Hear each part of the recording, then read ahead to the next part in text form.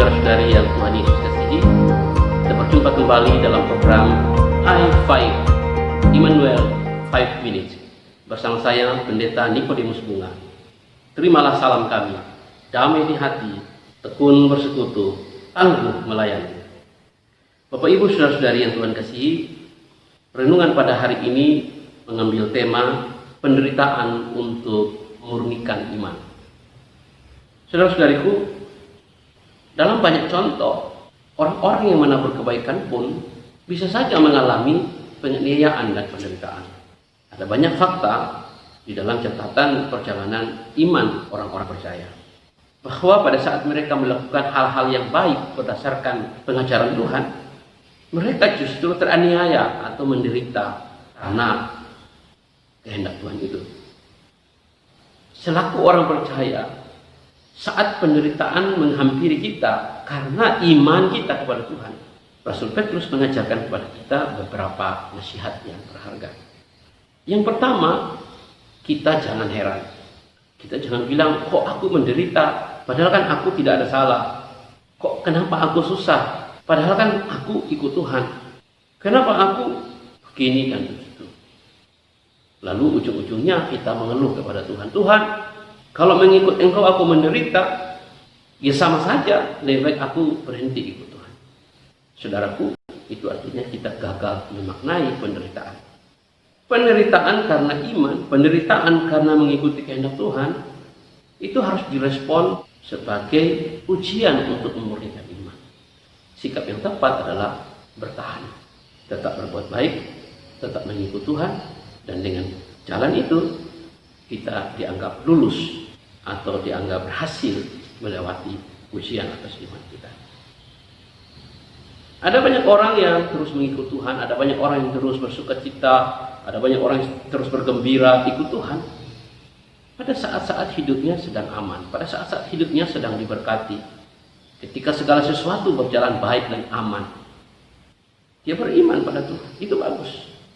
Tetapi iman yang seperti itu belum tentu iman sampai dia mendapatkan ujian atau cobaan yang membuktikan bahwa dia beriman pada Tuhan bukan karena hidupnya nyaman. Dia beriman pada Tuhan bukan karena harta kekayaan yang dia miliki atau kemudahan hidup yang dia peroleh.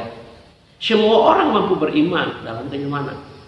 Pertanyaannya, masih adakah iman itu jika sesuatu hal yang tidak menyenangkan terjadi? Jika kenyamanan itu terganggu, masihkah orang-orang itu dapat beriman? Jika saudara sakit dan tidak sembuh dan saudara masih beriman, itulah iman. Jika saudara tidak sukses di dalam usaha saudara dan saudara masih beriman, itulah iman. Artinya iman bukan cara untuk meraih hidup sukses, tetapi iman karena mencintai Tuhan, sekalipun hidup tidak berjalan mulus. Tuhan itu sendirilah yang menjadi segala-galanya. Dan jika karena itu Tuhan memberkati kita, maka kita tidak menjadikan harta sebagai tujuan.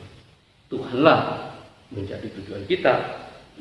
Dan harta benda, kemudahan, kenikmatan tetap hanya sebagai alat di dalam hidup kita yang bisa kita pakai untuk menjadi saluran berkat Tuhan bagi sesama. Jadi saat kita menghadapi pergumulan atau penderitaan atau aniaya karena iman kita, firman Tuhan hari ini menasihati kita harus menyikapinya. Pertama tadi, jangan heran karena itu ujian. Yang kedua, sebaliknya, kita bersuka cita. Mengapa? Karena penderitaan karena iman itu memberi kita kesempatan untuk dapat merasakan walau barang sedikit penderitaan yang pernah dialami Kristus dalam rangka mengasihi kita. Jadi suatu kesempatan yang indah bagi kita turut merasakan penderitaan Kristus, dan karena penderitaan itu kita akan bergembira saat Kristus datang dalam kemuliaannya. Kita akan bersuka cita, berbahagia dan bergembira karena upahmu besar di surga. Yang ketiga, firman Tuhan mengajarkan saat kita menderita karena iman kita, jangan malu, karena kalau kita menderita sebagai orang Kristen, itu kehormatan bagi kita. Itu tidak memalukan.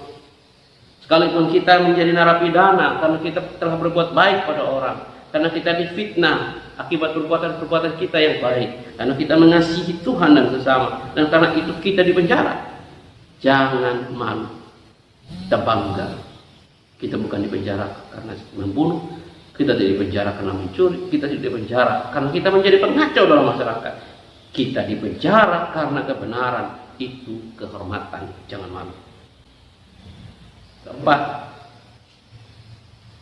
saat kita menderita karena iman kita, firman Tuhan melalui Petrus mengajarkan kita menyerahkan jiwa kita kepada Tuhan dan selalu berbuat baik pada Pencipta yang setia.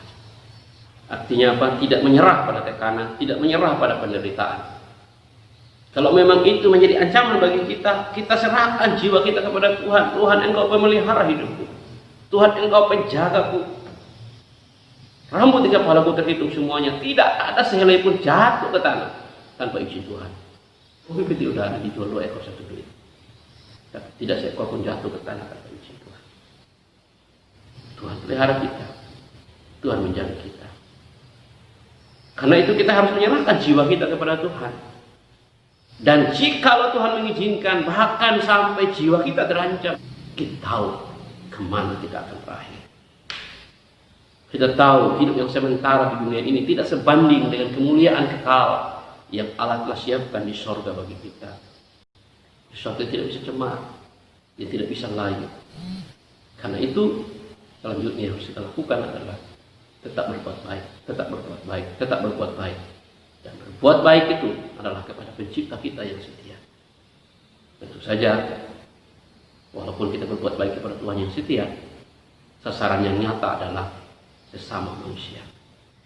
Kesanalah kita harus mengantar dan menunjukkan dan memberikan segala perbuatan-perbuatan baik kita. Tuhan memberkati. Amin.